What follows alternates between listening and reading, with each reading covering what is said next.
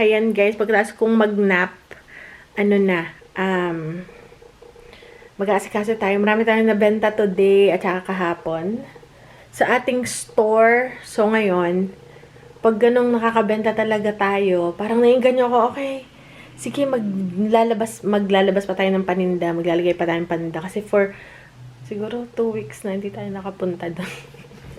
Kasi sobrang busy natin, may state testing yung mga bata, tapos, basta, kulang ako sa time, nag-focus ako sa eBay kasi yung mga nakuha natin ng mga paninda, the other day, ayan, naipicturean ko na siya, tapos, sinulat ko na sa papel, yung kanyang description, sukat, and everything, and then, transfer ko na yung picture sa computer, and then, mag-start ko na siyang i-upload. Tapos, madali na, hindi ko na kailangan kunin yung produkto. Titingnan, nasukat ko na siya beforehand. Nandiyan na information, pati price. And then, ngayon naman, asikaso natin yung ating store kasi napapabayaan natin. And daming bumili this past few days. So, ngayon, kailangan nating maglagay ng mga produkto. Ayan pala yung ating, gift to ng asawa ko. May side note ko lang. Para sa 10th year anniversary natin. Kaya 10 years na nakalagay dyan. Pero 13 years na kami, guys. So, ito ang ginagawa ko dito. Last week, tinanggal ko na yung number 2 kasi 12 years. Ngayon, wala pa ako nahanap na 3. Lalagyan ko pa siya ng 3. 13 years na, guys. Siyang nagtitiis sa akin. Joke lang. So, yan. So, ngayon, karibok dito sa akin table yung ganyan tayo. Tapos, ayun pa hanggang doon. Hanggang dito, ayan, nakatambak yung aking itatag at dadalhin sa store. So, ito, lalagyan lang ng price. Ito, lalagyan lang ng price. Ito, ilalagay ko pa sa mga bag. Ayun, lalagyan ng price. Ayun pa, lalagyan ng price. Ito pa, hindi ko pa ito naasikaso. Okay, yan, lalagyan pa ng price. Hi! So, tapos, pag nagtatrabaho ako, gusto ko yung may kaunting ingay. May music or meron akong pinapakinggan. So, ganito guys ako magtrabaho, no? Kasi, syempre, nakakainganyo pagka yung ating store is nakakabenta talaga tayo. Parang pagtingin ko, kasi hindi na, dati, pag titingnan ko may benta ako. Pumunta pa ako dun sa store, guys.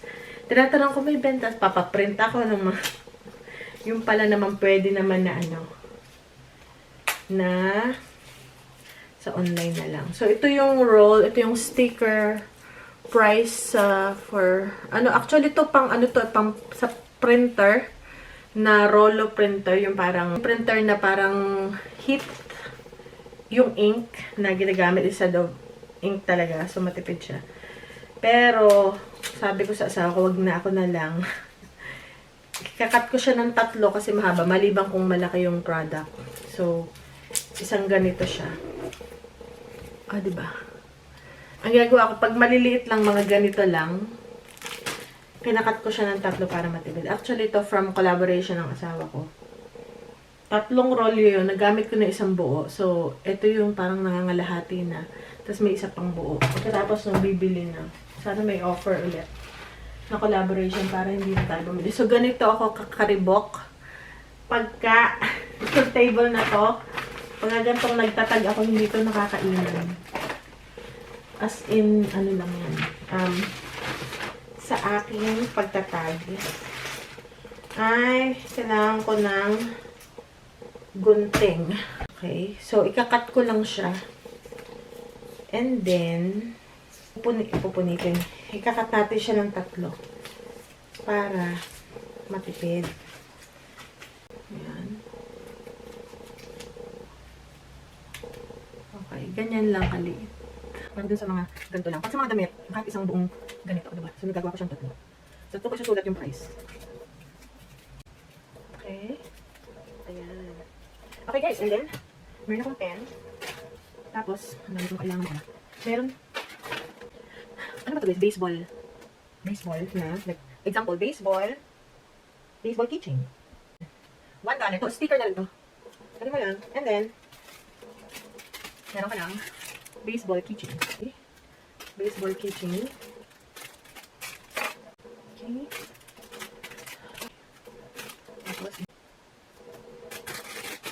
Okay. Meron din tayong squishy ball. Ayan. Ano siya? Cloudy.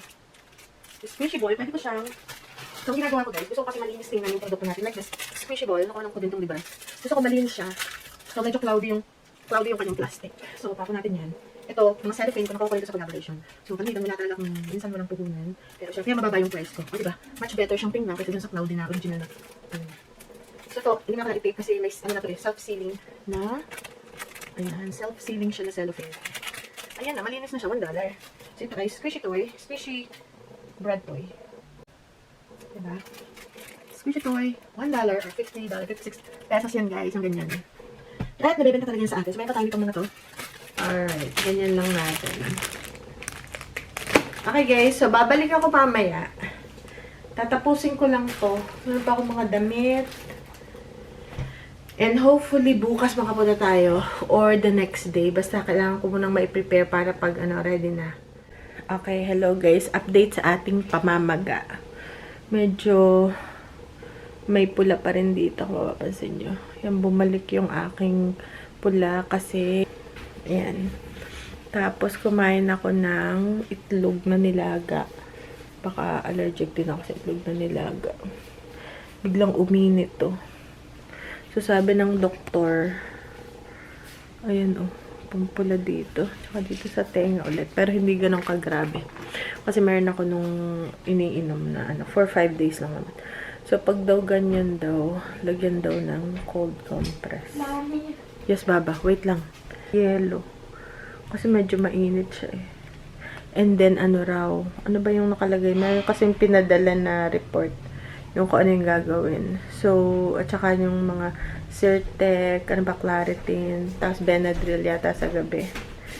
So, meron naman akong Benadryl talaga na emergency na iniinom ko just in case. Para lang yung flare up is hindi ka mag-over. Kasi OA ngayon yung ating immune system. So, yung kinakain ko is akin siyang binabantayan. So, pero ito lang naman ngayon, yung mga kahapon na sila, tamed na sila. Ngayon naman sa mukha. Dito, kasi ito kahapon wala to. Yung puti na yun yung frost ng yellow. Okay, so meron pa rin tayo. Dito sa magkabila. Okay. Sabi ko nga doon sa doktor, di ba ba ito celiac? Parang sa kanya hindi naman. Yan guys, nilagyan ko siya ng yellow. Medyo humupa siya ng konti. Yung kasi yung sa doctor, humupa siya niya ng yellow, tsaka mainit siya kanina. So, hindi na siya mainit. So, hindi ko na kung ang kakainin ko. Ayan, so ngayon, kahapon, nagpe-prepare ako na yung dadalhin nating paninda sa paninda natin sa store. So, ito na yung natapos. Ito is mga ang tawag dito, isang kahon ng mga iba-ibang ang tawag phone cases. Tapos ito naman, mga laruan, mga kung anik-anik. May tag na yan lahat. So, naka-ready na dyan para isang bit-bit na lang. Yung kahon may lalagay pa ako doon. And then, ito na maasikasuhin ko, lagay ko sa online. Yun pa, bibenta ko na yung mga personal na gamit ko. Kasi, hindi ko naman kailangan ng 10 bag. So, yan. And then, okay, ito hihiwalay ko to. And ito pa pala yung mga pang swimming, nakuha ko rin yung $1 each sa liquidation. Ito guys. Mga ganyan. So, itatag ko pa pala to, no? Pero marami pa ako dun. Di pa nabibenta yung mga swimming stuff. Kasi malamig-lamig pa ganyan. Lumamig na naman.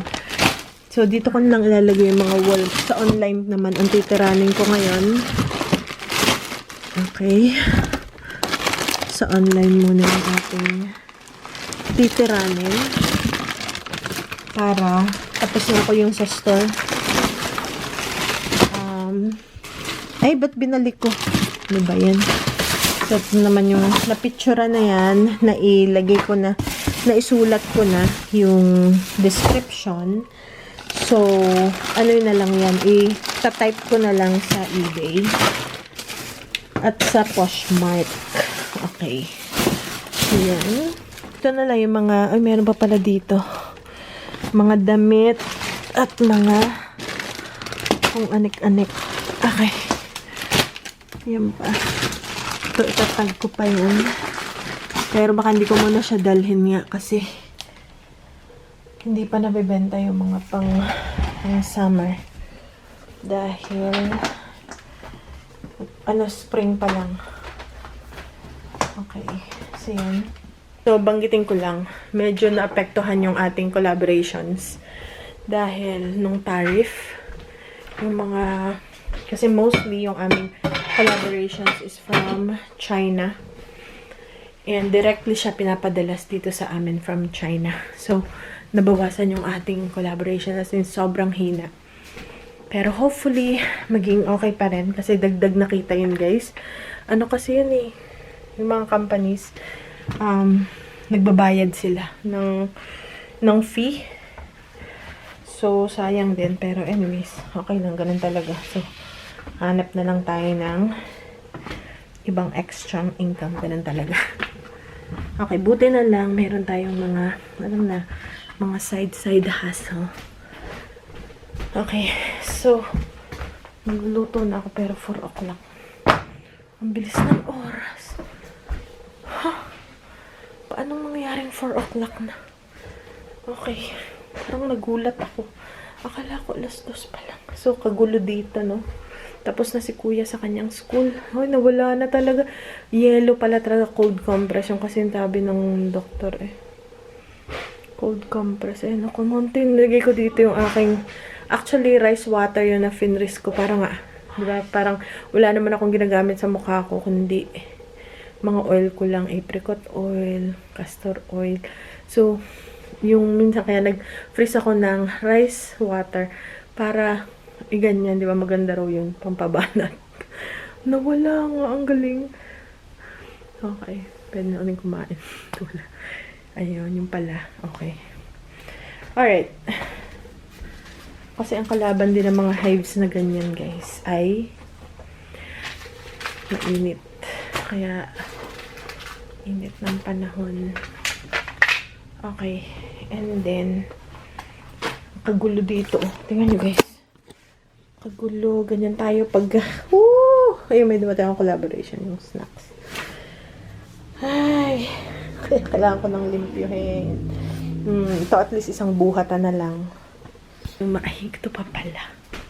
Kasi yung mga bata, tuwing meron akong collaboration na laro, ang gusto palagi nila. Hindi naman lagi nagamit.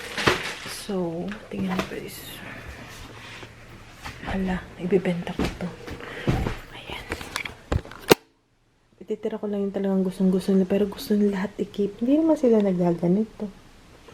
Pero gusto nilang i-keep lahat. So, pili lang tayo. Especially itong mga watermelon. Ay. Okay. Alam muna natin pala. Baka magka World War 4 dito sa bahay. Yung ulit magkita-kita. Ayan yung update. Medyo may pula pa rin, no? Ayun, no? Itlog. So, hindi mo nakakain na itlog. At spam, baka hindi mo. Wala makain. Namiss ko ang gulay. Ayan, no? Lumiit.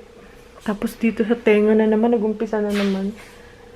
Pero nawala rin. Hindi masyado na. Hindi tumuloy. Alright, guys. So, may ininom ako yung steroid. Prednisone. Pero for 5 days lang. And that's it. Next nun is mga ano na lang, Benadryl. Kung meron. Pero kung wala, okay lang. Hindi ako inom. Hindi kasi ako mainom ng gamot talaga. Hindi ako sanay. Kaya dati, nung mga anak ako, hindi ako marunong uminom ng gamot. Di, syempre may pain reliever na binibigay. So, ito, para saan yan? Sa pain nga. Kasi bawang baka na. So, hindi ako marunong uminom ng tabletas. So, di ba minsan 3, iniluluwa ko, tapos ibabalik, di pait na. Ganun. Oo, kaya lang kailangan. Hindi talaga ako, wala pa akong maintenance. So, pero ngayon nasasanay pag ngayon allergy. Napapainom ka ng gamot. Tsaka pansin ko nga naging, kasi yung prednisone effect na nagiging puffy yung mukha mo. Ay, dati pala, kasi may asthma nga ako, diba? Sa Pinas pa. Yung inhale Advair, yung akin, pinapuff mo, tapos para makahinga ka ng maluwag. Yun, steroid yun. Talagang dun, kuminis naman yung mukha ko. May picture pa ako nun dahil nag-a-apply ako nun ng trabaho. Ang ganda ng, ang puti ng mukha ko. Pero bintog.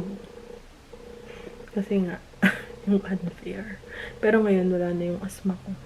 Nahirapan lang huminga minsan pag may nakain din. So, ayan guys, ang update sa ating pamamaga. May pamamaga kanina. Pero nawala na yung ano pala, cold compress na nakakatulong din. Bukod dun sa ano. So, ayan guys. So, see you later!